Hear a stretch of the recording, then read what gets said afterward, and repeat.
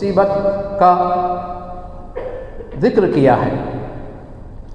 مصیبت اس لفظ کا اللہ تعالیٰ نے قرآن کی متفرق صورتوں میں 10 مرتبہ اس کا ذکر کیا ہے۔ مصیبت اللہ تعالیٰ نے دنیا کا جو نظام بنایا ہے اور اس کائنات کو اور انسانوں کو جس مقصد کے لیے پیدا کیا ہے وہ اللہ کی عبادت ہے، اور یہ عبادت اللہ کی آزمائش کے ساتھ مربوط ہے، اس سے وابستہ ہے، اس سے جڑی ہوئی ہے۔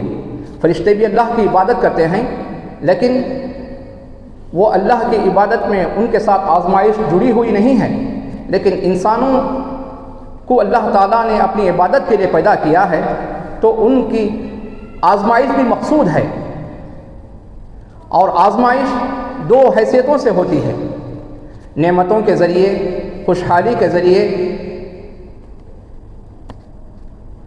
اور مالوں مختلف نعمتوں کے ذریعے اللہ تعالیٰ اولاد کے ذریعے جتنی بھی نعمتیں ہو سکتی ہیں، نعمتوں کی جتنی قسمیں ہو سکتی ہیں، اللہ تعالیٰ ان نعمتوں کے ذریعے بندوں کو آزماتا ہے اور مصیبتوں کے ذریعے آزماتا ہے۔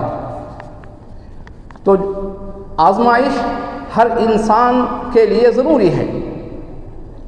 کافر کی بھی آزمائش ہوتی ہے، لیکن چونکہ اس کا اللہ تعالیٰ پر ایمان نہیں ہے، اللہ تعالیٰ سے وہ اجر و ثواب کی کچھ امید نہیں رکھتا ہے، لیکن مسلمان کا، مومن کا معاملہ عجیب ہے۔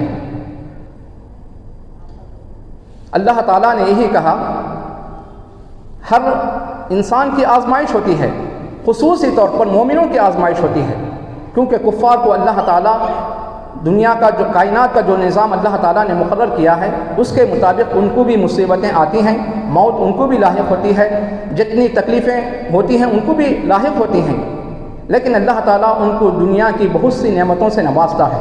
لیکن مومنوں کو اللہ تعالیٰ نعمتیں کم عطا کرتا ہے یا مختلف مصیبتوں میں ان کو آزماتا ہے، خوشحالی کے ذریعے اللہ تعالیٰ آزماتا ہے۔ آزمائش کے 2 پہلو ہیں، خوشحالی، تنگ دستی، بیماری، تندرستی۔ اللہ تعالیٰ نے قرآن کی مختلف آیتوں میں اس کو ذکر کیا ہے، تو جو آیت میں نے پڑھا اللہ تعالیٰ نے اس میں یہی کہا، سورہ بقرہ کی آیت وَلَنَبْلُوَنَّكُمْ بِشَيْءٍ مِّنَ الْخَوْفِ وَالْجُوعِ وَنَقْصٍ مِّنَ الْأَمْوَالِ وَالْأَنفُسِ وَالثَّمَرَاتِ، ہم تمہاری ضرور آزمائش کریں گے، تھوڑے خوف سے، تھوڑی بھوک سے، وَلَنَبْلُوَنَّكُمْ بِشَيْءٍ مِّنَ الْخَوْفِ وَالْجُوعِ، تھوڑے خوف سے، تھوڑی بھوک سے، وَنَقْصٍ مِّنَ الْأَمْوَالِ وَالْأَنفُسِ وَالثَّمَرَاتِ، مالوں میں کمی کر کے، نفسوں میں کمی کر کے، اور پھلوں میں کمی کر کے۔ یعنی اللہ تعالیٰ ہمارے دوست و احباب کی، ہمارے عزیز و اقارب کی، ہمارے والدین، اولاد، بیوی، یہ جو ہمارے رشتہ دار ہوتے ہیں، دوست و احباب ہوتے ہیں، ہمارے جو محبوب ہمارے پاس ہوتے ہیں، اللہ تعالیٰ ان کو وفات دے کر نفسوں کے ذریعے ہمارے آزماتا ہے، یا نفسوں کی آزمائش اللہ تعالیٰ ہر انسان کو، ہر مسلمان کو مختلف بیماریوں کے ذریعے آزماتا ہے، یہ نفسوں کی آزمائش ہے۔ اور مالوں میں کمی کر کے، تجارت میں نقصان ہوتا ہے، انسان گھاٹا اٹھاتا ہے، اس کے رزق میں تنگی ہوتی ہے، وہ مختلف مالی پریشانیوں کا شکار ہوتا ہے، یہ بھی آزمائش ہے۔ والثمرات، جو باغات ہوتے ہیں، جو کھیت ہوتے ہیں اس میں اناج کم اگتا ہے، یا جو باغات ہوتے ہیں اس میں معمول کے مطابق اس میں پھل زیادہ نہیں ہوتے ہیں، تو قحط سالی کے ذریعے اللہ تعالیٰ آزماتا ہے۔ یہ سب آزمائش کے حصے ہیں۔ اور اللہ تعالیٰ نے دوسری آیت میں بیان فرمایا کل نفس ذائقۃ الموت ونبلوکم بالشر والخیر فتنہ، ہر نفس کو موت کا مزہ چکھنا ہے، ہر جاندار موت کا مزہ چکھنے والا ہے، اور ہم تمہاری آزمائش کرتے ہیں خیر کے ذریعے اور شر کے ذریعے۔ یہاں برائی اور بھلائی مقصود نہیں ہے، یہاں کیا ہے، نعمتیں اور مصیبتیں مقصود ہیں۔ ہم نعمتوں کے ذریعے اور مصیبتوں کے تمہاری آزمائش کرتے ہیں، وَإِلَيْنَا تُرْجَعُونَ، اور تم ہماری ہی طرف لوٹائے جاؤ گے۔ اور اللہ تعالیٰ نے دوسری آیت میں بیان فرمایا وَبَلَوْنَاهُمْ بِالْحَسَنَاتِ وَالسَّيِّئَاتِ لَعَلَّهُمْ يَرْجِعُونَ، اور ہم نے ان کی آزمائش کی حسنات یعنی نعمتوں کے ذریعے، والسیئات مصیبتوں کے ذریعے، تاکہ وہ ہماری طرف لوٹ کر آئیں، اپنے گناہوں سے باز آ جائیں، اپنی بری روش کو چھوڑ دیں۔ تو اللہ تعالیٰ نے کہا ان تمام آزمائشوں کے ذریعے ان مصیبتوں کے ذریعے ہم تمہاری ضرور آزمائش کریں گے۔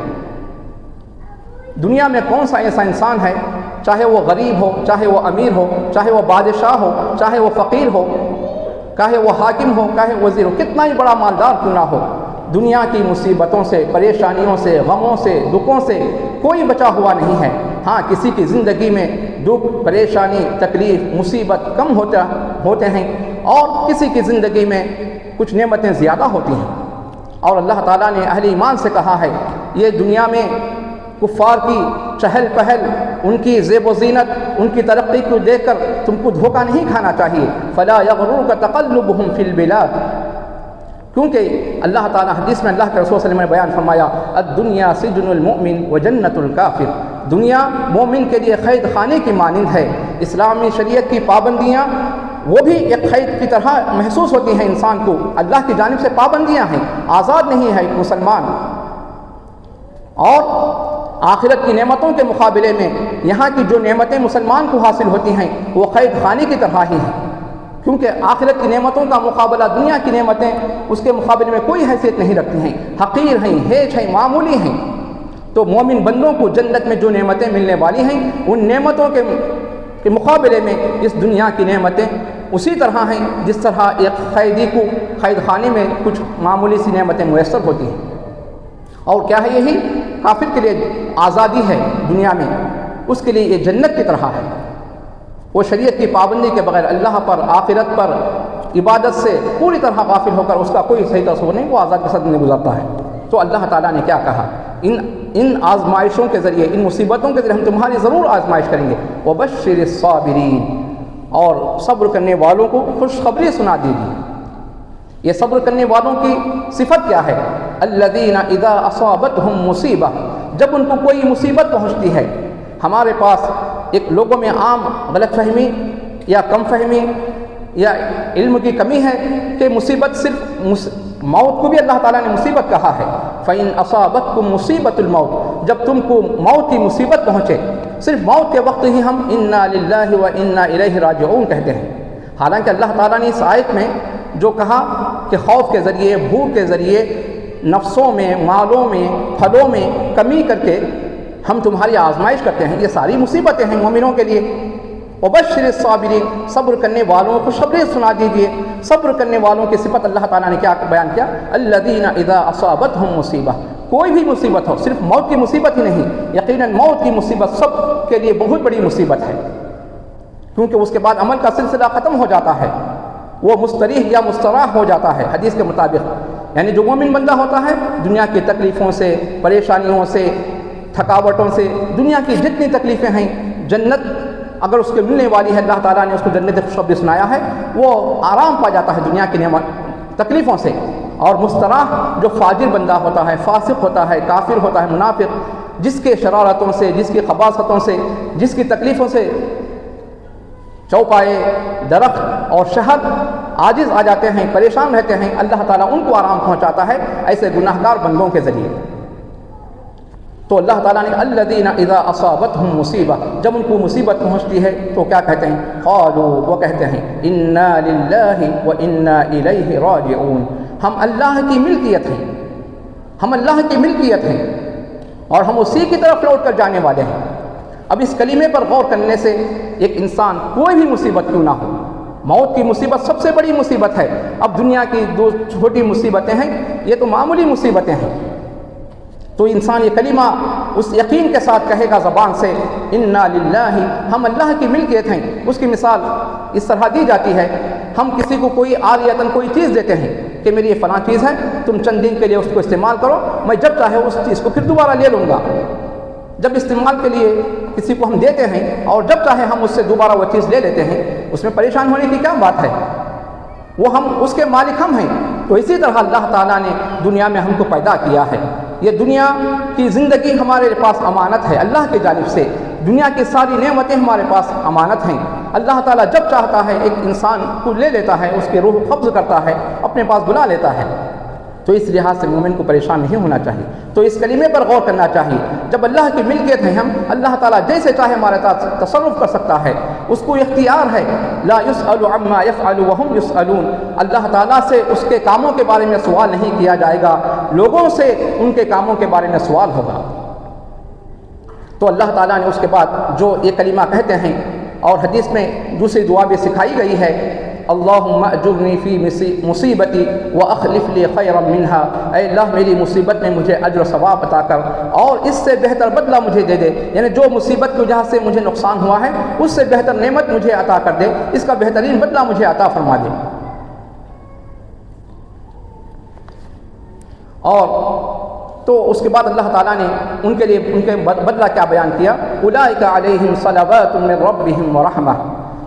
ان پر ان کے رب کی جانب سے نوازشیں ہیں، تعریفیں ہیں. اللہ کی جانب سے صلاۃ کہا جاتا ہے تو حمد ہے، اللہ ان بندوں کی تعریف کرتا ہے، انعامات ہیں. ورحمہ، اور رحمت ہے. رحمت کے بہت سے پہلو اللہ تعالیٰ کے پاس ہیں، رحمت ہے. وَأُولَئِكَ هُمُ الْمُهْتَدُونَ، اور وہ ہدایت یافتہ ہیں. حضرت عمر رضی اللہ عنہ سے ایک قول منقول ہے، وہ کہتے ہیں کہ یہ عدلان ہے، یعنی جو انصاف کی باتیں ہیں. اللہ تعالیٰ نے کہا صلوات اولئک علیہم صلوات من ربہم، ان کے رب کی جانب سے ان کے لیے نوازشیں ہیں، ان کے لیے تعریفیں ہیں، اور وہ رحمت ہے. یہ دو کیا ہے، انصاف کی باتیں ہیں. اللہ تعالیٰ برابر اس کا بدلہ دے رہا ہے. اور ایک زائد چیز اللہ تعالیٰ نے جو بیان کیا، وَأُولَئِكَ هُمُ الْمُهْتَدُونَ، یہ ہدایت یافتہ ہے. مصیبت میں اس طرح مظاہرہ کرنا یہ ہدایت یافتہ لوگوں کی نشانی ہے. تو اگر ہم مصیبتوں کو سمجھنا چاہیں، مصیبتوں کی 2-3 قسمیں بیان کی جا سکتی ہے. دین کی مصیبتیں، دنیا کی مصیبتیں. دین کی مصیبتوں کی کوئی اہمیت نہیں ہے. ہاں انسان پریشان ہو جاتا ہے فطری طور پر، لیکن دنیا کی مصیبتوں کے لیے کوئی پریشانی نہیں ہے. لیکن دین کی مصیبتوں سے پریشان ہونا چاہیے. دین کی مصیبت سب سے بڑی مصیبت ہے. دین کی مصیبت کیا ہے؟ انسان گناہوں میں مبتلا ہو جائے، یا دشمنوں کا غلبہ ہو جائے جو دین سے روکیں، عبادتوں سے روکیں، دین کی تبلیغ سے روکیں، یعنی دین کے جس میں رکاوٹ بنے، اللہ کے راستے سے روکیں. دشمنوں کا جب غلبہ ہوتا ہے تو مسلمانوں کو مختلف قسم کی تکلیفیں پہنچاتے ہیں. صرف دنیاوی تکلیفیں نہیں پہنچاتے ہیں، وہ دینی حیثیت سے بھی نقصان دہ ہوتے ہیں. تو یہ کیا ہے، دین کی مصیبت ایک مسلمان کے لیے سب سے بڑی مصیبت ہے. کیونکہ کوئی مسلمان دین کی مصیبت میں گرفتار ہو جائے گا اگر اس کی تلافی نہیں کرے گا. گناہوں میں مبتلا ہو گیا، فرائض کو چھوڑ رہا ہے، برے عقیدے کا حامل ہے، شرک و بدعات میں مبتلا ہے، گناہوں میں اس کی زندگی گزر رہی ہے، فرائض سے وہ غافل ہے، تو اس کا انجام کیا ہوگا؟ اگر وہ توبہ استغفار نہیں کرے گا، صحیح عقیدے کا حامل نہیں بنے گا، اور وہ اپنی عمل صالح کی زندگی نہیں گزارے گا، موت سے پہلے سچی توبہ نہیں کرے گا، تو اس کا برا انجام ہو سکتا ہے. اور اس سے بڑی مصیبت کیا ہو سکتی ہے کہ کوئی مسلمان زندگی گزارے 60-70 سال کی اور جنت کا مستحق نہ بن سکے. جنت کا مستحق بننا، جہنم سے نجات پانا، یہی سب سے بڑی کامیابی ہے. فمن زحزح عن النار وادخل الجنة فقد فاز. اور آزمائش ہر مومن کے لیے، مسلمان کے لیے ضروری ہے. اللہ تعالیٰ نے کہا احسب الناس ان يتركوا ان يقولوا آمنا. کیا لوگوں نے یہ سمجھ لیا ہے کہ ان کو چھوڑ دیا جائے گا اس بات پر کہ انہوں نے کہا ہم ایمان لائے، ہم مومن ہیں، ہم اسلام قبول کیے ہیں. وہم لا یفتنون، کیا ان کو آزمایا نہیں جائے گا؟ وَلَقَدْ فَتَنَّ الَّذِينَ مِن قَبْلِهِمْ فَلَيَعْلَمَنَّ اللَّهُ الَّذِينَ صَدَقُوا. ان سے پہلے لوگوں کو ہم نے آزمایا ہے تاکہ ہم ضرور جان لیں کہ سچے کون ہیں، وَلَيَعْلَمَنَّ الْكَاذِبِينَ، اور جھوٹے کون ہیں. اللہ تعالیٰ کے علم میں ہے، اس کا تقدیر کے مطابق اللہ کے پاس جو علم ہے، لیکن اللہ تعالیٰ حجت قائم کرنا چاہتا ہے. ورنہ بندے کہہ سکتے ہیں اے اللہ تم کو کیسے معلوم ہوا کہ ہم جہنم کے مستحق ہیں، ہم جنت کے مستحق ہیں؟ اللہ تعالیٰ اس آزمائش کے ذریعے، مصیبتوں کے ذریعے، عبادت کے ذریعے اللہ تعالیٰ مختلف مصیبتوں کے ذریعے آزماتا ہے کہ کون اپنے ایمان میں سچا ہے، کون اپنے ایمان میں جھوٹا ہے، کون حق پر عمل کرنے والا ہے، کون باطل کو چاہنے والا ہے. اللہ تعالیٰ دیکھنا چاہتا ہے. ام حسبتم ان تدخلوا الجنہ ولما یأتکم مثل الذین خلوا من قبلکم. کیا تم نے سمجھ لیا ہے کہ تم جنت میں ایسے ہی داخل ہو جاؤ گے اور تم پر ابھی تک وہ حالات نہیں آئے جو تم سے پہلے لوگوں کو لاحق ہوئے، وہ مصیبتیں جو تم سے پہلے لوگوں کو لاحق ہوئیں؟ مستہم البأساء والضراء، ان کو بیماریوں نے، مصیبتوں نے، تکلیفوں نے گھیر لیا. وزلزلوا، وہ جھنجھوڑ دیے گئے، حتی یقول الرسول والذین آمنوا معه متی نصر اللہ، یہاں تک کہ رسول اور اہل ایمان کہنے لگے اللہ کی مدد کب آئے گی، الا ان نصر اللہ قریب، یقیناً اللہ کی مدد قریب ہے۔ اور خباب بن ارد سے ایک حدیث مروی ہے، وہ کہتے ہیں اللہ کے رسول صلی اللہ علیہ وسلم کعبے کے سائے میں اپنی چادر کو تکیہ بنا کر لیٹے ہوئے تھے، ہم آپ کے پاس پہنچتے ہیں اور کہتے ہیں اے اللہ کے رسول صلی اللہ علیہ وسلم، آپ دیکھتے ہیں کہ مشرکین سے کیسی کیسی مصیبتیں ہم کو لاحق ہو رہی ہیں، کیسی تکلیفیں پہنچ رہی ہیں، الا تستنصروا لنا الا تدعوا لنا، کیا آپ ہمارے لیے اللہ سے مدد طلب نہیں کریں گے، کیا آپ ہمارے لیے اللہ سے دعا نہیں کریں گے؟ تو اللہ کے رسول صلی اللہ علیہ وسلم بیٹھ گئے، اور دوسری روایت میں آتا ہے آپ کا چہرہ سرخ ہو گیا، اور کہا کیا تم اتنی جلد ہمت ہار گئے، ابھی تک تم پر وہ مصیبتیں نہیں آئی ہیں، تم سے پہلے لوگوں کو زمین میں گھڑا کھود دیا جاتا، اس میں اس کو کھڑا کر کے اس کے جسم کے 2 ٹکڑے آرے سے کیے جاتے، اور لوہے کی کنگھیوں سے اس کے گوشت کو نوچا جاتا، اس کی ہڈیاں نظر آتے۔ ان ساری تکلیفوں کے باوجود بھی وہ دین سے مرتد نہیں ہوئے، دین سے باز نہیں آئے، ایسے حالات تو ابھی تم پر نہیں آئے ہیں۔ تو یہ آزمائش مومن کا ضرور حصہ ہے، ہاں اللہ تعالیٰ نعمتوں کے ذریعے بھی آزماتا ہے، وہ ہمارا موضوع نہیں ہے۔ نعمتوں میں مسلمان کو شکر ادا کرنا چاہیے اور مصیبتوں میں اللہ کے لیے صبر کرنا چاہیے۔ اب مصیبتیں آنے کا سبب کیا ہے، اس کو سمجھنے کی ضرورت ہے۔ 2 اہم سبب ہیں جس کی وجہ سے مصیبتیں آتی ہیں۔ ہم کو معلوم ہے کہ اللہ تعالیٰ نے عبادت کے لیے پیدا کیا ہے، لیکن آزمائش بھی مقصود ہے۔ آزمائش کیا ہوتی ہے؟ نعمتوں کے ذریعے اور مصیبتوں کے ذریعے ہوتی ہے۔ لیکن کیا مصیبتیں صرف اللہ تعالیٰ ایمان کامل کے باوجود، جس کا ایمان کامل ہے، جیسے انبیاء علیہ السلام، صحابہ کرام رضی اللہ عنہم اور انبیاء کے متبعین جن کا ایمان کامل تھا، وہ آزمائے گئے، تکلیفیں دی گئیں، مصیبتیں وہ جھیلے، وہ مختلف قسم کی مصیبتوں میں ان کو آزمایا گیا، کیا صرف ایمان کی وجہ سے، ایمان کامل کی وجہ سے آزمائش کے طور پر اللہ تعالیٰ مصیبتوں میں مبتلا کرتا ہے بندوں کو، یا دوسرے بھی سبب ہیں؟ تو قرآن و سنت سے یہ بات واضح ہوتی ہے کہ مصیبتیں آنے کے 2 سبب ہیں۔ یہ کیا ہے؟ ایمان کامل ہے کسی کا تو اللہ تعالیٰ آزمائش کے طور پر، ایمان کی آزمائش کے طور پر اللہ تعالیٰ اس کو مختلف قسم کی مصیبتوں میں آزماتا ہے، مبتلا کرتا ہے۔ اور دوسرا سبب مصیبتوں کے آنے کا گناہ کی وجہ سے، گناہ کی وجہ سے۔ ہم نے 2-3 آیتیں جو پڑھا وہ پہلی قسم سے متعلق ہے کہ ایمان کی آزمائش کے طور پر اللہ تعالیٰ اہل ایمان کو آزماتا ہے۔ وہ ہر مومن کا، ہر مسلمان کا حصہ ہے، ضرور اس کو دنیا میں آزمایا جائے گا۔ ہاں کسی کی آزمائش کم ہوتی ہے، کسی کی آزمائش زیادہ ہوتی ہے، کسی کی آزمائش تکلیفوں کے ذریعے، مصیبتوں کے ذریعے، دکھوں کے ذریعے، پریشانیوں کے ذریعے، بیماریوں کے ذریعے کسی کی آزمائش زیادہ ہوتی ہے، کسی کو نعمتوں کی فراوانی کر کے، مال و دولت عطا کر کے، اس کو صحت دے کر، اس کو ہر قسم کی دنیا کی نعمتوں سے نواز کر اللہ تعالیٰ اس کو آزماتا ہے۔ دونوں کا مقصد کیا ہے؟ آزمائش ہے، امتحان ہے۔ اس لیے اللہ تعالیٰ نے کہا فَأَمَّا الْإِنسَانُ إِذَا مَا ابْتَلَاهُ رَبُّهُ فَأَكْرَمَهُ وَنَعَّمَهُ فَيَقُولُ رَبِّي أَكْرَمَنِ۔ ایک انسان کی فطرت اللہ تعالیٰ نے بیان کیا ہے سورہ فجر میں۔ انسان کی فطرت یہ ہے جب اللہ تعالیٰ اس کو آزمائش کے طور پر اس کا اکرام کرتا ہے، اس کو نعمتوں سے نوازتا ہے، تو یہ انسان کہتا ہے فَيَقُولُ رَبِّي أَكْرَمَنِ، وہ کہتا ہے میرے رب نے میرا اکرام کیا، مجھے انعامات سے نوازا۔ وَأَمَّا إِذَا مَا ابْتَلَاهُ فَقَدَرَ عَلَيْهِ رِزْقَهُ، اور جب اس کی آزمائش اللہ تعالیٰ اس طرح کرتا ہے تو اس کے رزق کو تنگ کرتا ہے، فَيَقُولُ رَبِّي أَهَانَنِ، تو انسان کہتا ہے میرے رب نے مجھے رسوا کیا، مجھے ذلیل کیا، مجھے رسوا کیا، میرا اکرام نہیں کیا۔ یہ بندے کی فطرت ہے۔ وَإِذَا أَنْعَمْنَا عَلَى الْإِنسَانِ أَعْرَضَ وَنَأَىٰ بِجَانِبِهِ، جب ہم اس پر انعامات کی بارش کرتے ہیں تو منہ پھیر کر چلا جاتا ہے، عبادت سے، ایمان سے غافل ہو جاتا ہے، وہ اعراض کرتا ہے۔ وَإِذَا مَسَّهُ الشَّرُّ فَذُو دُعَاءٍ عَرِيضٍ، جب اس کو تکلیفیں پہنچتی ہیں تو لمبی لمبی چوڑی دعائیں کرتا ہے۔ تو کیا معلوم ہوا؟ اور یہ اس کی دلیل کیا ہے؟ اور دوسری جو مصیبتیں آتی ہیں گناہوں کی وجہ سے آتی ہیں۔ اللہ تعالیٰ نے کہا قرآن میں وَمَا أَصَابَكُم مِّن مُّصِيبَةٍ فَبِمَا كَسَبَتْ أَيْدِيكُمْ وَيَعْفُو عَن كَثِيرٍ، تم کو جو بھی مصیبت پہنچتی ہے، کسی بھی قسم کی مصیبت ہو، مال میں، اولاد میں، نفسوں میں، کھیتی باڑی میں، تجارت میں، مصیبت جسم کی مختلف بیماریوں کے ذریعے جو بھی مصیبت ہو سکتی ہے، وہ مصیبت جو بھی تم کو مصیبت پہنچتی ہے فَبِمَا كَسَبَتْ أَيْدِيكُمْ، وہ تمہارے ہاتھوں کی کرتوتوں کی وجہ سے، یعنی تمہاری بدعمالیوں کی وجہ سے، وَيَعْفُو عَنْ كَثِيرٍ، اور اللہ تعالیٰ تو بہت سے گناہوں کو معاف کرتا رہتا ہے۔ وَلَوْ يُؤَاخِذُ اللَّهُ النَّاسَ بِمَا كَسَبُوا مَا تَرَكَ عَلَى ظَهْرِهَا مِن دَابَّةٍ، اللہ تعالیٰ روئے زمین پر اگر لوگوں کی گرفت کرنا چاہے تو کسی رینگنے والے چوپایا جانور، کسی کیڑے مکوڑے کو اللہ تعالیٰ دنیا میں باقی نہیں رکھے گا، لیکن اللہ تعالیٰ ہر ایک کا جو وقت مقرر کیا ہے اس وقت تک مہلت دیتا ہے۔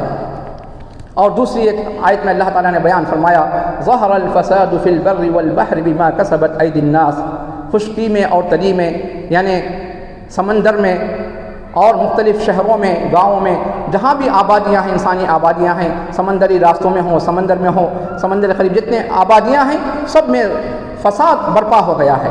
یہ فساد کیا ہے؟ گناہوں کی وجہ سے فساد برپا ہوا ہے۔ مختلف زلزلے آتے ہیں، آسمان سے مصیبتیں نازل ہوتی ہیں، اللہ تعالیٰ زمین میں زلزلوں کے ذریعے دھسا دیتا ہے، آسمان سے اللہ تعالیٰ بارش برسا کر مختلف سیلاب بھیجتا ہے، کہ کئی قسم کی بیماریوں میں اللہ تعالیٰ آزماتا ہے۔ یہ زمین میں فساد برپا ہو گیا ہے۔ لوگوں ظہر الفساد فی البر والبحر بما کسبت ایدی الناس، لوگوں کے برے اعمال کی وجہ سے، لیذیقہم بعض الذی عملوا، تاکہ ان کے بعض برے اعمال کا مزہ چکھائے، بعض ان کے گناہوں کا مزہ ان کو چکھائے، لعلہم یرجعون، تاکہ وہ لوٹ کر آئیں، یعنی گناہوں کو چھوڑ کر نیکیوں کی طرف لوٹ کر آئیں، اللہ کی نافرمانی کو چھوڑ کر اللہ کی فرما برداری کی طرف لوٹ کر آئیں، اللہ کے رسول کی مخالفت کو چھوڑ کر اللہ کے رسول کی اطاعت و فرما برداری لوٹ کر آئیں، گمراہی کو چھوڑ کر ہدایت کی طرف لوٹ کر آئیں، شرک و بدعات کو چھوڑ کر توحید و سنت کی طرف لوٹ کر آئیں۔ یہ کیا ہے؟ اللہ تعالیٰ مزہ چکاتا ہے گناہوں کا، تاکہ سنبھلنے کے لیے تو ایک مسلمان کو، ایک مومن کو دنیا میں جو بھی مصیبتیں پہنچیں، چاہے وہ گناہوں کی وجہ سے مصیبتیں پہنچ رہی ہیں یا ایمان کی وجہ سے، ایمان کامل کے باوجود آزمائش کے طور پر مصیبتیں پہنچ رہی ہیں، گناہوں کی سزا کے طور پر مصیبتیں پہنچ رہی ہیں، مسلمان کو ہلاک کرنا، برباد کرنا، اس کو نقصان پہنچانا اللہ تعالیٰ کا مقصود نہیں ہے، بلکہ اللہ تعالیٰ ان کو متنبہ کرنا چاہتا ہے، ان کو سدھرنے کا موقع دیتا ہے، ان کو سنبھلنے کا موقع دیتا ہے، ان کو اللہ کی رحمت کی طرف لوٹ کر آنے کا موقع دیتا ہے۔ اب سنبھل جاؤ، یہ سمجھ لو کہ ہمارے گناہوں کی وجہ سے ہم کن کن مصیبتوں میں گرفتار ہیں، تم اس طرح ایمان کی زندگی اختیار کرو گے، اس کے بعد تم کو جو مصیبتیں آئیں گی وہ تو رحمت ہی رحمت ہے، تمہارے لیے درجات کا ذریعہ ہے۔ اب اس کے بعد احادیث کی روشنی میں مصیبت کے مختلف پہلوؤں کو بیان کرنے کی کوشش کی جائے گی، تاکہ مصیبتوں کے بارے میں اسلام، قرآن و سنت ہمیں کیا تعلیمات دیتے ہیں اور کیا ہدایت دیتے ہیں، ان کی کس طرح کی رہنمائی ہم کو کرتے ہیں، وہ ہمارے سامنے واضح ہو جائے، کیونکہ یہ احادیث بہت اہم ہیں۔ مصیبت کا ایک اہم پہلو یہ ہے کہ مصیبتیں ایمان کی مضبوطی اور کمزوری کے مطابق پہنچتی ہیں۔ سعد بن ابی وقاص، یعنی جس کا ایمان جتنا زیادہ قوی ہوگا، مضبوط ہوگا، اس کو مصیبتیں زیادہ پہنچتی ہیں، اور جس کا ایمان کمزور ہوگا اس کو مصیبتیں کم پہنچتی ہیں۔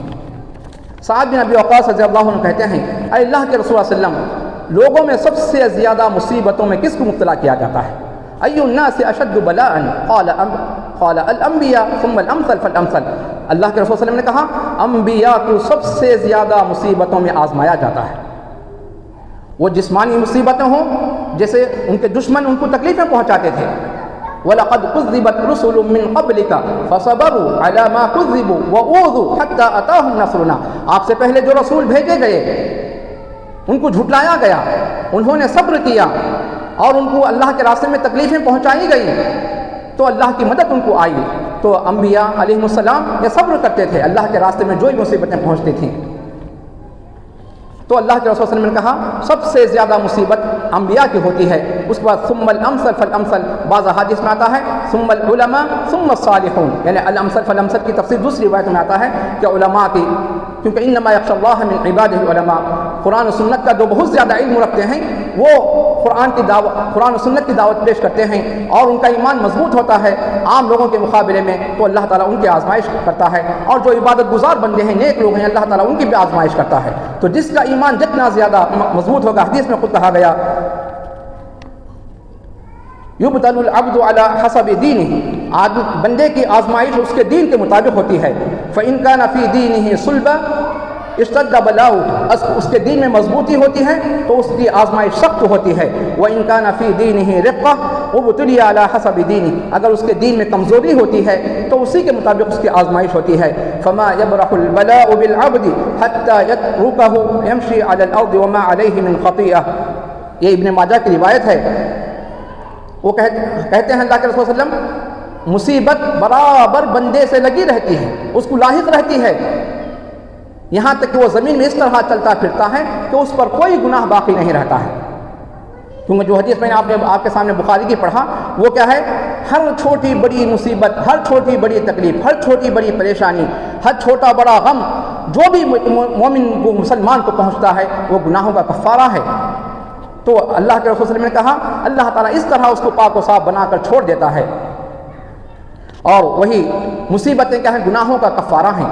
جو حدیث میں نے آپ کے سامنے پڑھا بخاری کی، اللہ کے رسول صلی اللہ علیہ وسلم نے بیان فرمایا مسلمان کو جو بھی تھکاوٹ، جو بھی تکلیف بیماری کی شکل میں، جو بھی مستقبل کا غم، اندیشہ، فکر کہ مستقبل میں کیا ہوگا، ایسا میری تجارت کا کیا ہوگا، میرے بچوں کا کیا ہوگا، انسان مستقبل کے بارے میں سوچتا ہے.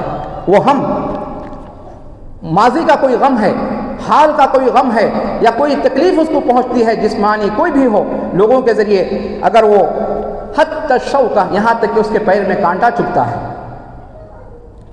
الا کفر اللہ بہا من خطایا، اللہ تعالیٰ ان ساری چھوٹی بڑی مصیبتوں کی وجہ سے اس کے گناہوں کا کفارہ بنا دیتا ہے. تو مسلمان کو کیا کرنا چاہیے، فرائض کی پابندی کرنا ہے. سنن نوافل میں کوتاہی ہوتی ہوگی کبھی، لیکن فرائض میں تو کوتاہی نہیں ہونا چاہیے. سب سے پہلے عقیدہ ضروری ہے، توحید ضروری ہے، اور اللہ کے رسول صلی اللہ علیہ وسلم سنت ضروری ہے، اخلاص ضروری ہے.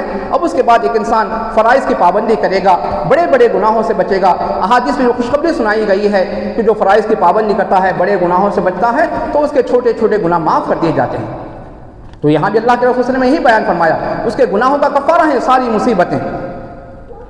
اور تیسرا ایک اہم پہلو، مصیبتوں کی شکل میں دنیا میں اللہ تعالیٰ جو سزا دیتا ہے، مصیبتوں کی شکل میں گناہوں کی جو سزا اللہ تعالیٰ دنیا میں دیتا ہے وہ آخرت کی سزا سے بہتر ہے.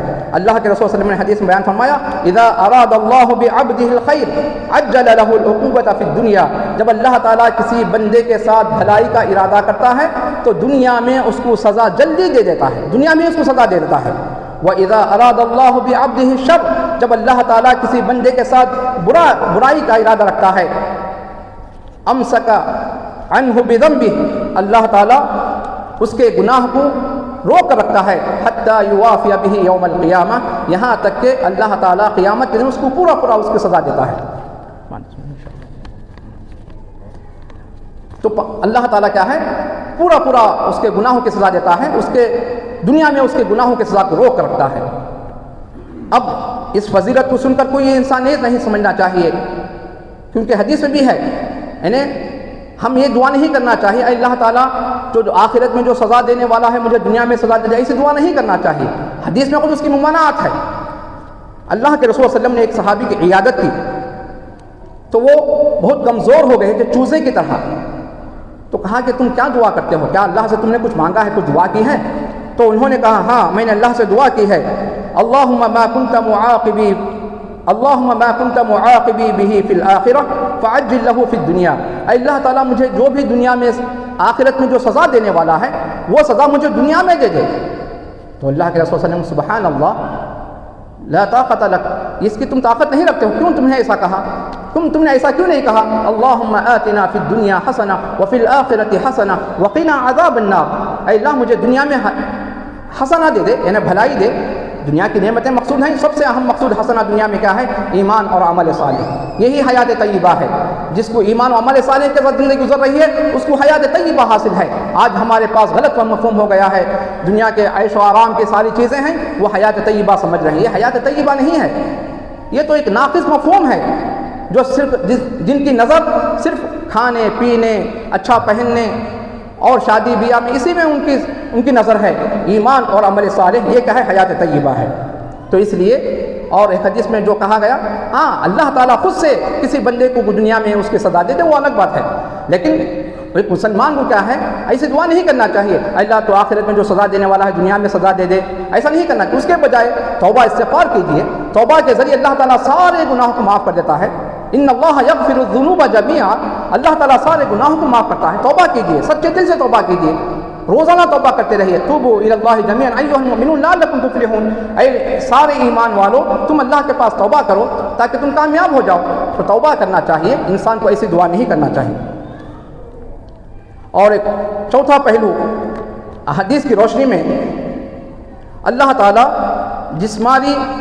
جسمانی بیماری میں مبتلا شخص کو تندرستی کی حالت میں جو وہ عبادتیں، یعنی فرض عبادتیں نہیں، نفل عبادتیں کرتا تھا، تہجد کا کوئی اہتمام کرتا تھا، اشراق کی نماز کا کوئی اہتمام کرتا تھا، نفل و روزے رکھتا تھا، ایسے جتنے نفل و اعمال ہیں وہ تندرستی کی حالت میں، صحت کی حالت میں وہ کوئی نیک اعمال انجام دیتا تھا، تو اللہ تعالیٰ جب اس کو مصیبت میں جسمانی بیماریوں میں مبتلا کر دیتا ہے جس کی وجہ سے وہ نیک اعمال کو انجام نہیں دے سکتا، نفل عبادت کا اہتمام نہیں کر سکتا، تو اللہ تعالیٰ فرشتوں سے کہتا ہے یہ صحت مندی کی حالت میں، تندرستی کی حالت میں یہ بندہ جن عبادتوں کو، جن نیک اعمال کو انجام دیتا تھا تم اس کو اس کے حق میں لکھ دیا کرو، دن اور رات میں وہ جو بھی نفل عبادتیں انجام دیتا تھا تم اس کا ثواب اس کے حق میں لکھ دیا کرو، جب تک وہ میری جسمانی بیماریوں میں مبتلا کیا گیا ہے، میری جانب سے اس کو جب تک بھی جسمانی بیماریاں لاحق ہیں اس وقت تک اس کا ثواب لکھتے رہو۔ یہ کتنی بڑی فضیلت ہے۔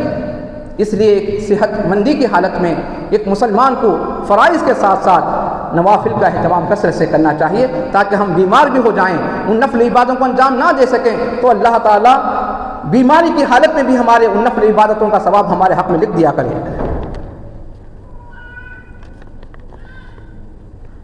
اور ایک پانچواں پہلو یہ ہے کہ اللہ تعالیٰ جنت میں ایک مسلمان کے لیے ایک اعلیٰ مقام لکھ دیا ہے، ایک اعلیٰ مقام لکھ دیا ہے۔ اب وہ بندہ اپنے نیک اعمال کی وجہ سے اس اعلیٰ مقام کو حاصل نہیں کر سکتا، اس کے نیک اعمال اس جنت کے اعلیٰ مقام کو حاصل کرنے کے لیے کافی نہیں ہیں، تو اللہ تعالیٰ کیا کرتا ہے، اس کو مختلف بیماریوں کے ذریعے آزماتا ہے اور اس مقام کو پہنچاتا ہے۔ حدیث میں اللہ کے رسول صلی اللہ علیہ وسلم نے بیان فرمایا، ان العبد اذا سبقت له من اللہ منزلہ، بندے کے لیے تقدیر کے مطابق اللہ تعالیٰ نے اس کے لیے بہت اعلیٰ منزلہ اونچا مقام لکھ دیا ہے جنت میں، لم یبلغها بعملہ، اپنے نیک اعمال کی وجہ سے اس مقام کو پا نہیں سکتا، اس کا مستحق نہیں ہے۔ ابتلاه اللہ فی جسدہ وفی مالہ وفی ولدہ، اللہ تعالیٰ اس کو اس کی جسم میں، اس کے مال میں، اس کی اولاد میں اس کو آزماتا ہے مختلف مصیبتوں کے ذریعے۔ ثم صبرہ علی ذلک، پھر اللہ تعالیٰ اس کو توفیق دیتا ہے، صبر کی توفیق دیتا ہے، حتی یبلغہ اللہ المنزلہ، یہاں تک کہ وہ بندہ اس مقام کو پہنچ جاتا ہے، حتی یبلغہ المنزلہ التی سبقت لہ من اللہ، اللہ تعالیٰ نے اس کے لیے جو مقام لکھ دیا ہے اس مقام کو وہ پا لیتا ہے۔ اور ایک دو پہلو میں بیان کر کے اپنی بات ختم کروں گا۔ مصیبت پر ناراضگی کا اظہار نہیں کرنا چاہیے۔ مصیبت ہم پہلے یہ سوچیں کہ یہ تقدیر کے مطابق ہے، اللہ تعالیٰ نے آسمان و زمین کو پیدا کرنے سے 50,000 سال پہلے ساری کائنات کی تقدیر لکھ دیا ہے، دنیا میں وہ چیزیں کیسے وجود میں آئیں گی، جو چیزیں وجود میں نہیں آئی ہیں وہ کس کیفیت کے ساتھ وجود میں آئیں گی، یہ سارا علم، یہ ساری تفصیلات اللہ تعالیٰ نے تقدیر میں لکھ دیا ہے۔ كتب اللہ مقادیر الخلائق قبل ان يخلق السماوات والارض ب50,000 سنہ، آسمان و زمین کو پیدا کرنے سے 50,000 سال پہلے ساری مخلوقات کی تقدیر کو اللہ تعالیٰ نے لکھ دیا ہے۔ تو اللہ تعالیٰ ایک مسلمان کے ساتھ جو بھی فیصلہ کرتا ہے اس کے حق میں بہتر ہوتا ہے۔ ہاں ظاہری طور پر ہم کچھ اس کو ناپسند کریں، ناپسند کا مطلب یہ ہے کہ تکلیف ہوتی ہے، ہم دعا بھی کرتے ہیں اللہ تعالیٰ اس مصیبت کو دور کر دے، اس تکلیف کو دور کر دے، دعا کرنا اس کے منافی نہیں ہے، عدم رضا کے، ناراضگی کے منافی نہیں ہے، بلکہ ناراضگی کا مطلب کیا ہے کہ ایک انسان کہتا ہے اللہ تعالیٰ میرے ساتھ ہی ایسا کیوں کرتا ہے۔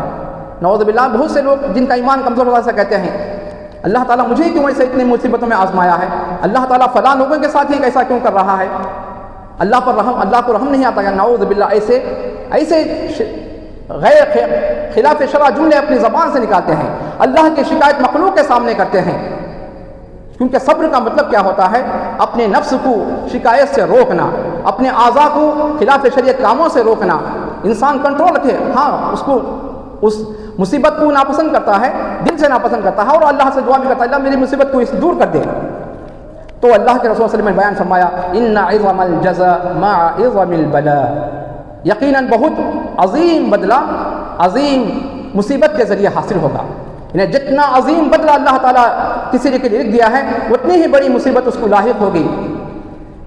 وَإِنَّ اللَّهَ إِذَا أَحَبَّ قَوْمًا ابْتَلَاهُمْ، اللہ تعالیٰ جب کسی قوم کو سے محبت کرتا ہے تو اس کو ضرور آزماتا ہے، اس کو مصیبت میں مبتلا کرتا ہے۔ فَمَنْ رَضِيَ فَلَهُ الرِّضَى وَمَنْ سَقِطَ فَلَهُ السَّخَطُ، جو اللہ سے راضی ہوا اللہ تعالیٰ اس سے راضی ہو جائے گا، اس کو اللہ کے لیے خوشنودی حاصل ہوگی، اور جو اللہ سے ناراضی کا اظہار کرے گا تو اللہ تعالیٰ بھی اس سے ناراض ہو جائے گا۔ اور سب سے پہلے یہ چیز سمجھنا چاہیے کہ مومن کا کوئی بھی معاملہ، سارا معاملہ خیر ہی خیر ہے، اس کے ہر کام میں اس کے لیے اجر و ثواب ہے۔ عجبا لامر المؤمن ان الامر كله خیر، مومن کا معاملہ بہت ہی عجیب و غریب ہے، اس کا ہر کام اس کے حق میں بہتر ہے۔ ان اصابته السراء شکر فكان خیر اللہ، اس کو جب خوشحالی، نعمتیں، مال کی فراوانی، دنیا کی نعمتیں، عزت، شہرت، دولت، حکومت، جو بھی اس کو دنیا کی نعمتیں ملتی ہیں تو وہ نعمتوں کا شکر ادا کرتا ہے، یہ شکر ادا کرنا اس کے حق میں بہتر ہے۔ وَإِنْ أَصَابَتْهُ ضَرَّاءُ صَبَرَ فَكَانَ خَيْرًا لَهُ، اس کو تنگ دستی پہنچتی ہے، مصیبتیں پہنچتی ہیں، بیماریاں لاحق ہوتی ہیں، تکلیفیں پہنچتی ہیں، کسی بھی قسم کی تکلیفیں، دکھ، درد، پریشانی جو بھی ہے، ضَرَّاءُ صبر کرتا ہے، اللہ کے لیے صبر کرتا ہے، فَكَانَ خَيْرًا لَهُ، اس کے حق میں بہتر ہے۔ تو دیکھیے مومن کے لیے دو ہی حالتیں ہیں، یا تو اس کو نعمتیں ملیں گی، یعنی زیادہ نعمتیں ملیں گی، ان نعمتوں میں کیا ہے اس کو شکر کا پہلو زیادہ غالب رکھنا چاہیے، اگر مصیبتیں زیادہ ہیں صبر کا پہلو زیادہ غالب رکھے۔ ہر حالت میں ایک مومن کو کیا ہے صابر و شاکر بندہ بن کر زندگی گزارنا ہے۔ اور اس کے بعد اب ان مصیبتوں کی وجہ سے انسان کو دوسری بہت سی عبادتیں بھی احادیث میں بیان کی گئی ہیں، صبر و اختیار کرے، یقین پیدا ہو انسان کے دل میں، ما اصاب من مصیبت الا باذن اللہ، جو بھی مصیبت پہنچتی ہے اللہ کی مشیت سے، اللہ کی اجازت سے پہنچتی ہے، اللہ کی تقدیر کے مطابق پہنچتی ہے۔ ومن یؤمن باللہ یہد قلبہ، جو اللہ پر ایمان لاتا ہے اللہ تعالیٰ اس کے دل کی رہنمائی کرتا ہے۔ حضرت عبداللہ بن عباس رضی اللہ عنہ کہتے ہیں یعنی اللہ تعالیٰ اس کے دل میں یقین راسخ پیدا کرتا ہے کہ یہ مصیبت اللہ کی جانب سے پہنچی ہے، وہ صبر کرتا ہے اور وہ یقین رکھتا ہے ان ما اصابہ لم یکن لیخطئہ، جو مصیبت اس کو پہنچتی ہے اس سے چوکنے والی نہیں تھی، وما اخطأہ لم یکن لیصیبہ، اور جو مصیبت اس سے چوک گئی وہ اس کو پہنچنے والی نہیں تھی۔ اس طرح اس کے دل میں یقین پیدا ہوتا ہے، اور یقین ضروری ہے اللہ کے وعدوں پر، اللہ کے اجر و ثواب پر، اللہ کی سزاؤں پر۔ یقین جتنا زیادہ دل میں ہوگا اتنا ہی کیا ہے انسان کے دل میں سکون و اطمینان کی کیفیت پیدا ہوگی۔ تو انسان کیا کرنا چاہیے مصیبتوں میں اللہ سے دور نہیں ہونا چاہیے بلکہ اللہ کے قریب ہونا چاہیے، صبر کرے، نمازوں کا اہتمام کرے، تقوی اختیار کرے، کثرت سے دعاؤں کا اہتمام کرے۔ جو صبح و شام کی دعائیں ہیں اس کی مثال علماء یہ دیتے ہیں کہ ایک محفوظ قلعے میں ایک انسان اپنے آپ کو محفوظ کر لیا ہے، کوئی دشمن اس کو نقصان نہیں پہنچا سکتا ہے۔ صبح و شام کی دعائیں، اذکار، یہ کیا ہے اس کی مثال، یہ محفوظ قلعوں میں اپنے آپ کو بند کرنے کی طرح ہے، شیطان کا کوئی حملہ اس کو نہیں ہوگا۔ ان کثرت سے سونے کے اذکار ہیں، صبح و شام کے اذکار ہیں، مختلف قسم کے اوقات کی دعائیں ہیں، ان ساری دعاؤں کا اہتمام کرنا چاہیے۔ اللہ تعالیٰ سے دعا ہے کہ اللہ تعالیٰ ہم تمام کو مصیبتوں سے متعلق اس کے جو مختلف پہلو احادیث کی روشنی میں، قرآن کی روشنی میں بیان کیے گئے ہیں، اللہ تعالیٰ قرآن و سنت کی روشنی میں، قرآن و سنت کی تعلیمات اور ان کی ہدایات کے مطابق اللہ تعالیٰ ہمیں مصیبتوں کا مقابلہ کرنے اور اس کا حل تلاش کرنے کی توفیق اللہ تعالیٰ ہمیں عطا فرمائے۔ اللہ تعالیٰ ہمیں جب تک زندہ رکھے، ایمان کی حالت میں زندہ رکھے، اور ہمارا خاتمہ ہو تو اللہ تعالیٰ ایمان کی حالت میں خاتمہ فرمائے۔ توفنا مسلمین والحقنا بالصالحین وآخر دعوانا ان الحمد للہ۔ ماشاء اللہ مولانا موصوف نے بہت ہی مدلل انداز میں، بہت ہی تفصیل انداز میں ماشاء اللہ مصیبتوں کا مفہوم، مصیبتوں کا علاج اور مصیبتوں کو یہ ساری چیزیں ماشاء اللہ اللہ تعالیٰ کی مدد سے آپ کے سامنے رکھیں۔ اللہ سے ہم دعا کرتے ہیں کہ اللہ تعالیٰ ہمیں مصیبتوں کا صبر کرنے اور مصیبتوں کا مقابلہ اسلامی ناحیے سے کرنے کی توفیق عطا فرمائے۔ کتب اللہ اجرکم۔ اور ہمارے دوسرے مقرر ہیں مولانا مصلح الدین مصعب عمری مدنی حفظہ اللہ، ان کا موضوع بھی ماشاء اللہ بہت ہی زبردست ہے، عصر حاضر میں خواتین کے مسائل اور ان کا حل۔ اور بلا تاخیر میں مولانا محترم سے گزارش کرتا ہوں کہ وہ اپنے موضوع پر روشنی ڈالیں۔ جزاکم اللہ خیر۔ السلام علیکم ورحمۃ اللہ وبرکاتہ۔ الحمد لله رب العالمين والصلاة والسلام على أشرف الأنبياء والمرسلين نبينا محمد وعلى آله وصحبه أجمعين أما بعد. قال الله تبارك وتعالى في القرآن المجيد: فأعوذ بالله من الشيطان الرجيم بسم الله الرحمن الرحيم يا أيها الناس إنا خلقناكم من نفس واحدة إنا خلقناكم من ذكر وأنثى وجعلناكم شعوبا وقبائل لتعارفوا إن أكرمكم عند الله أتقاكم. محترم سامعین کرام، علماء اعظام اور پردہ نشین ماؤں اور بہنوں، گفتگو کا موضوع آپ نے سنا ہے کہ خواتین کے عصر حاضر میں خواتین کے مسائل اور ان کا حل. خواتین کے مسائل دراصل ہر زمانے میں یکساں رہے ہیں. کچھ ایک مسائل ہیں جو اس میں اضافہ ہوتا ہے، ورنہ تو ان کے بنیادی مسائل وہی ہیں جو زمانے نبوت میں تھے. آج کے زمانے میں اس کی کچھ شکلیں بدلی ہیں، فتنوں میں کچھ اضافہ ہوا ہے، یہ ضرور ہوا ہے. تو ان مسائل پر غور کرنے سے پہلے سب سے پہلے اس بات کو سمجھنا ہوگا کہ اسلام کے نظام میں خاتون کی حیثیت کیا ہے، حقیقت کیا ہے. یقیناً اس پر کافی لمبی بحثیں ہوئی ہیں اور آپ لوگوں میں سے ہر ایک نے سنا ہوگا کہ اسلام سے پہلے ایک خرید و فروخت کی شے سے بڑھ کر اس کی کوئی حیثیت نہیں تھی اور مختلف قسم کے ظلم ہوتے تھے. اسلام نے اس کو عزت بخشی، فلاں کیا. لیکن جس آیت کا میں نے انتخاب کیا اور اس میں جو بات بتائی گئی، سب سے پہلے اس کو ہم اپنے ذہن میں لاتے ہیں. اللہ تبارک و تعالیٰ کہتے ہیں سورہ حجرات میں کہ لوگوں، ہم نے تم کو ایک مرد اور عورت سے پیدا کیا ہے اور قبیلوں میں تقسیم کیا ہے تاکہ ایک دوسرے سے پہچان ہو جائے. لیکن دیکھیے، ذکری و انثیٰ، مرد اور عورت دونوں کا وہاں پر تذکرہ ہوا ہے. اس کے باوجود جب فضیلت کی بات آئی، بہتری کی بات آئی، تو وہاں پر نہ مرد کو بہتر بتایا گیا نہ عورت کو بہتر بتایا گیا. بنیادی قاعدہ بتا دیا گیا: ان اکرمکم عند اللہ اتقاکم.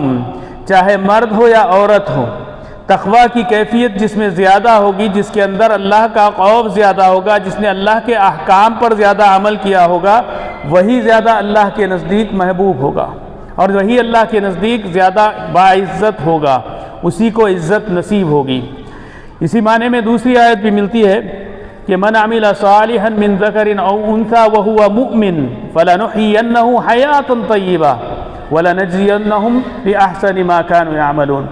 کہ چاہے مرد ہو یا عورت ہو، پہلی شرط اگر وہ با ایمان ہو اور پھر نیک اعمال کریں تو پھر اس کو بہترین صلہ ملے گا. تو معلوم ہو گیا کہ اسلام کے تصور میں جینڈر ڈسکرمنیشن والا معاملہ نہیں. سب سے پہلی مصیبت اور سب سے پہلی پریشانی جو اس کے خواتین شکار ہو جاتے ہیں اور ان کو جو گمراہ کیا جاتا ہے، وہ اسی نعرے سے کہا جاتا ہے کہ اسلام میں جینڈر ڈسکرمنیشن ہے. میں کہوں گا جینڈر ڈسکرمنیشن نہیں بلکہ جینڈر جسٹس ہے. کہ اسلام جو کہتا ہے کہ اس میں جنس کی بنیاد پر، یعنی صنف کی بنیاد پر، مرد اور عورت ہونے کی بنیاد پر کوئی تمیز و تفریق نہیں کی گئی، بلکہ اس میں انصاف برتا گیا. کیسے؟ تو ذرا غور کر دیکھیے. اللہ تبارک و تعالیٰ سورہ آل عمران میں مریم علیہ السلام کا واقعہ ذکر کرتے ہیں. اس میں صاف طور پر تذکرہ ملتا ہے کہ مریم علیہ السلام نے نظر مانی کہ اگر جو بھی مجھے اولاد ہوگی میں تیرے دین کی خدمت کے لیے وقف کر دوں گی. لیکن جب اولاد پیدا ہوئی تو دیکھا لڑکا نہیں لڑکی ہوئی.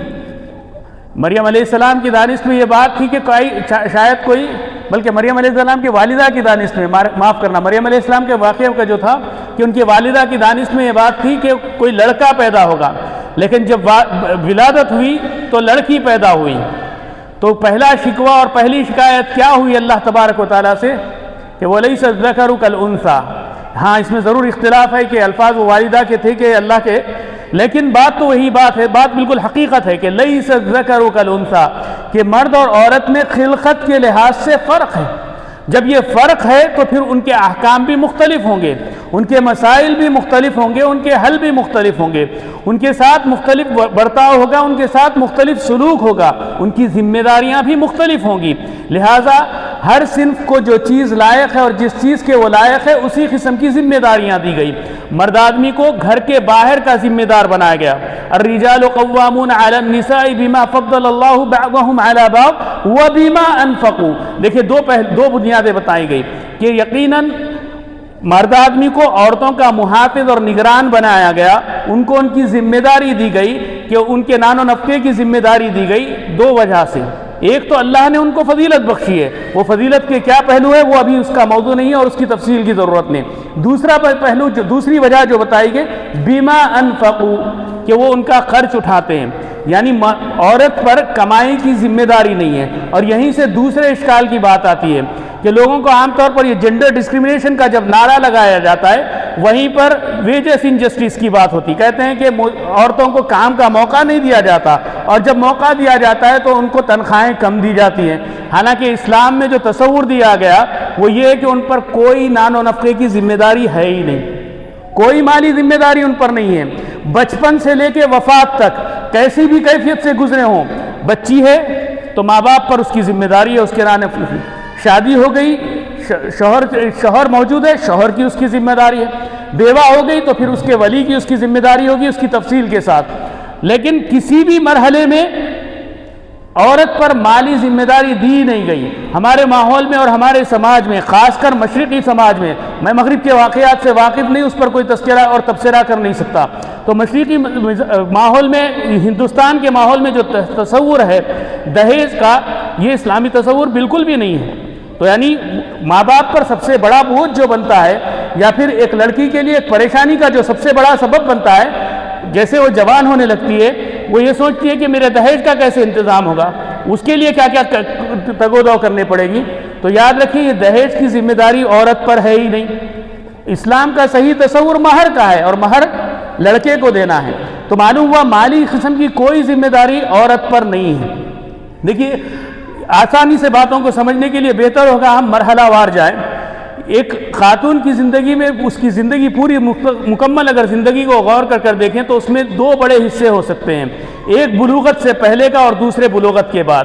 تو بلوغت سے پہلے کے مسائل کچھ اور بلوغت کے بعد کے مسائل کچھ اور، لیکن ان میں سب سے بنیادی چیز یہ ہے کہ بچی کی تربیت سب سے زیادہ اہم ہے. سب سے زیادہ اہم بچی کی تربیت ہے.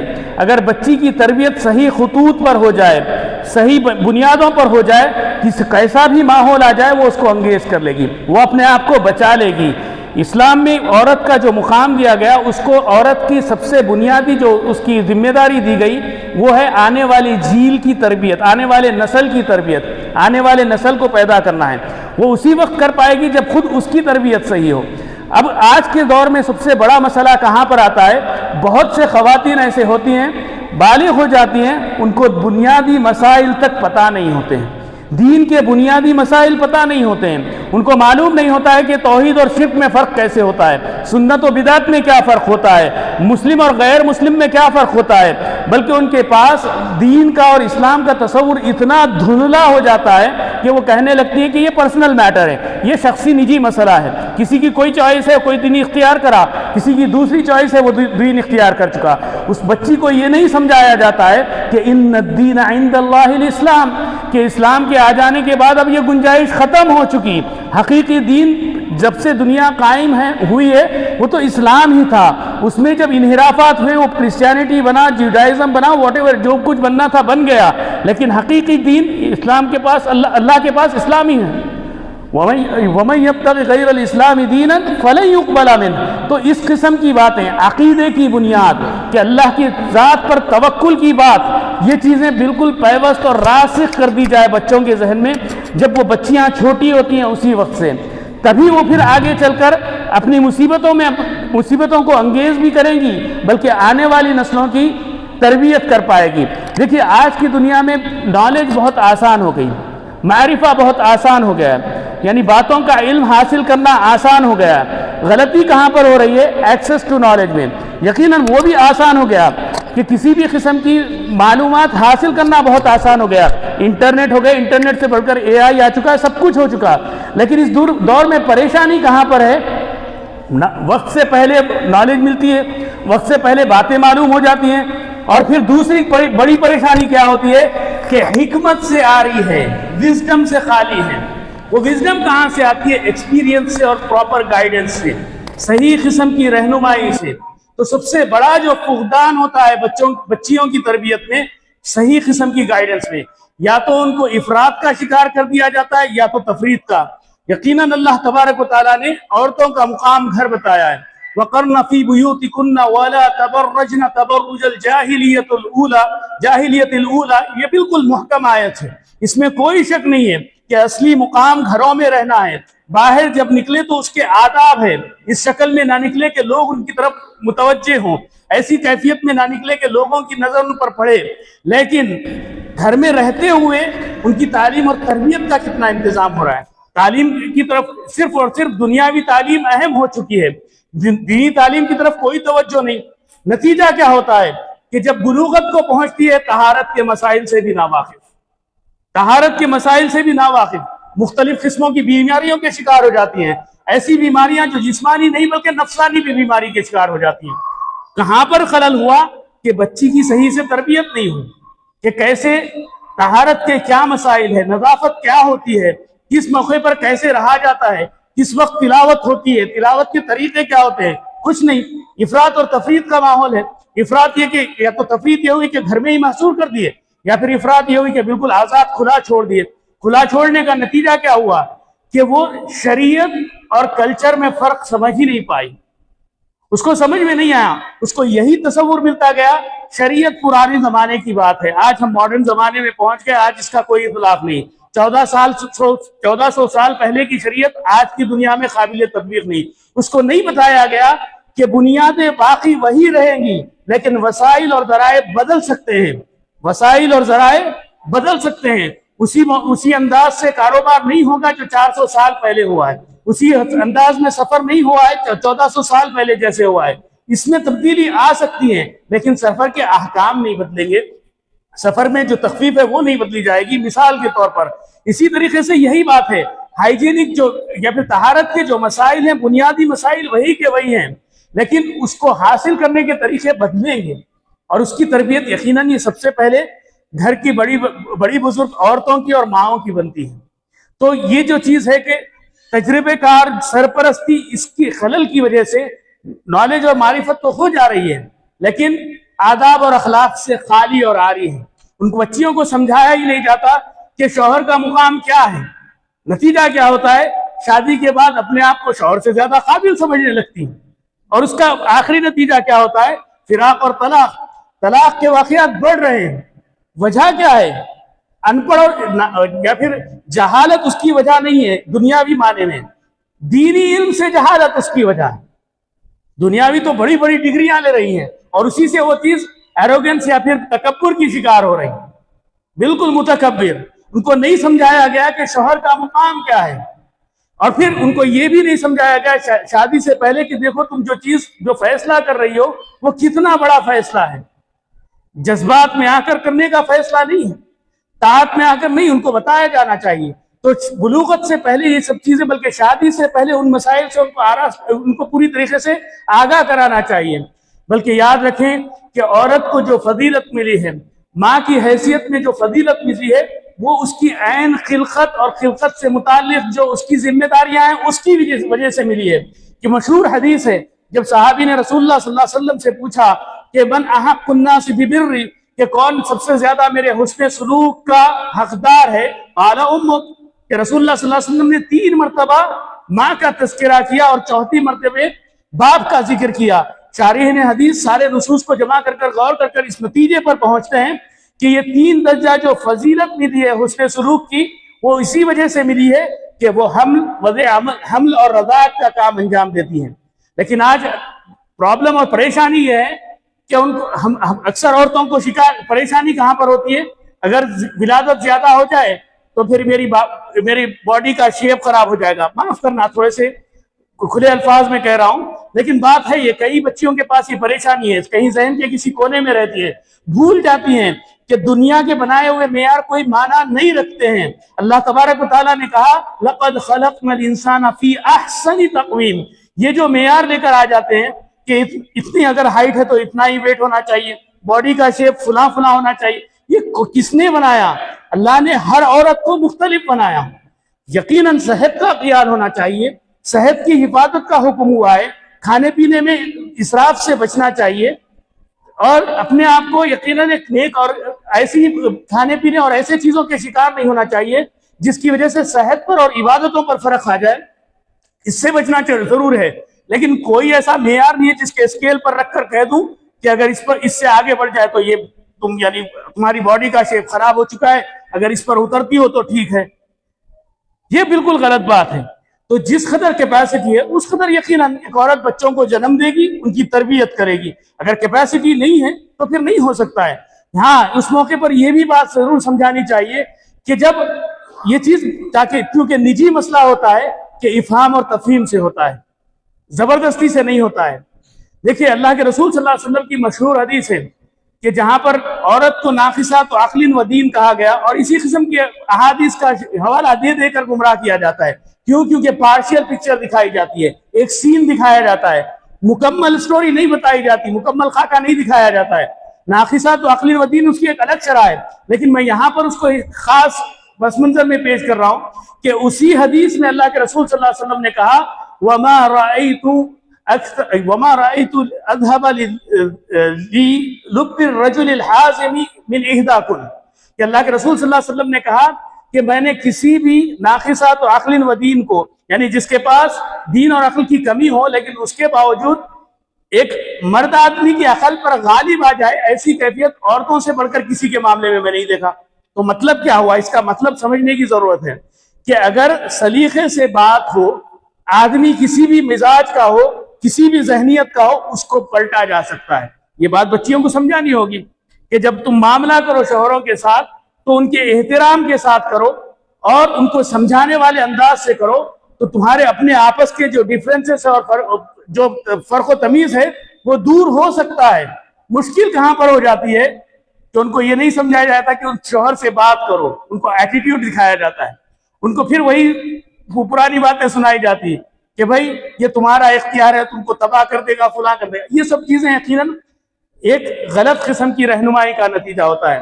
फिर दूसरा एक मसला जो जहन में आता है वो ये कि गाइडेंस का जो मसला हो गया कि यकीनन शादी के बाद भी गाइडेंस की जरूरत पड़ती है, और खास तौर पर जहां पर माली तौर पर अगर बदहाली हो तो उस वक्त क्या औरत काम करने जा सकती है, नहीं जा सकती है? मैं तो कहता हूं कि आज के जमाने में ये मसला नहीं होना चाहिए। इसलिए नहीं होना चाहिए, टेक्नोलॉजी की वजह से जितने सहूलतें हो चुकी है, अब बच्चियों की तरबियत उस अंदाज से होनी चाहिए, औरतों की उस तरबियत उस अंदाज से होनी चाहिए जिसमें ऑनलाइन रहते हुए, शरीयत के हुदूद में रहते हुए आप पैसे कमा सकती हो। तो मसला अपनी जगह था, आज बाकी नहीं रहा। इसीलिए तो बताया कि देखने के नजरिए को बदलने की जरूरत है। हर वक्त जमाना तरक्की करने के बाद मसाइल बढ़ते नहीं बल्कि मसाइल के हल आते हैं और मसाइल के हल पैदा होते हैं। हम उसको समझकर अपनाते कैसे उस पर है। इख्तिलात का जो मसला संगीन समझा जाता था उसका बहुत आसान हल हो चुका है। बड़ी बड़ी यूनिवर्सिटीज की डिग्रीज आपको ऑनलाइन मिल जाती है। मूक प्लेटफॉर्म्स जो होते हैं बहरहाल यानी इस किस्म के ऑनलाइन बिल्कुल एतमाद वाली और बड़ी किस्म की नौकरियां और जॉब्स की जा सकती हैं बिल्कुल अपने फिजिकल प्रेजेंस के बगैर, यानी अपने आप को वहां पर हाजिर रखे बगैर की जा सकती है। उस तरफ तवज्जो दें। और यकीनन सबसे बड़ा गुण जो अल्लाह तबारक व तआला ने एक औरत में रखा है वो तरबियत और तालीम का है। तो बच्चों की तरबियत और तालीम या छोटे बच्चों के स्कूल में भेजें, पढ़ाने के लिए कोई मसला नहीं। तो कई चीजें हैं जो इस पर हमको गौर करने की जरूरत है। ये मौजू ऐसा है कि अगर मैं सोचता चला जाऊं और बोलता चला तो बहुत लंबी होती जाएगी बात। मैं यहीं पर अपनी बात को रोकते हुए सिर्फ यही कहूंगा कि सबसे पहले बुनियादी तौर पर हमको समझना चाहिए, हमने से सबको और खास तौर पर खवातीन को समझना चाहिए कि दुनिया हमेशा रह जाने वाली जगह नहीं है। एक कह सकते हैं एक ट्रांजिट की जगह है।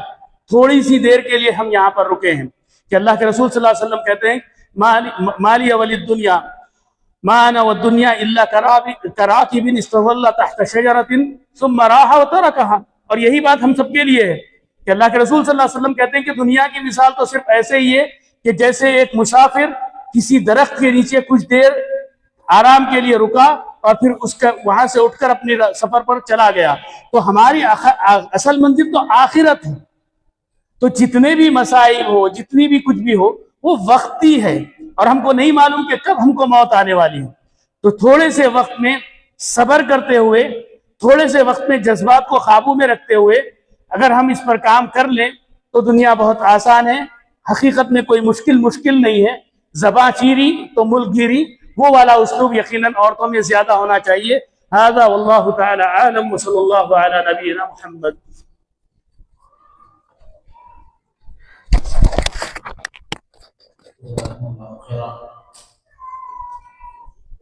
آج کے اس پروگرام میں آپ مصروف ہوتے رہتے ہیں. الحمدللہ اللہ کے فضل و کرم سے ہماری وقت کے اندر ہی ختم ہو چکے ہیں.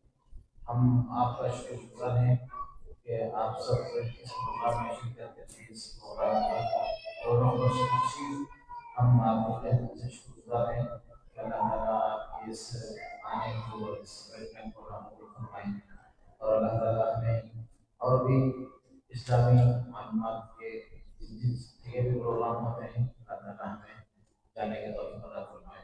اور اللہ سبحان اللہ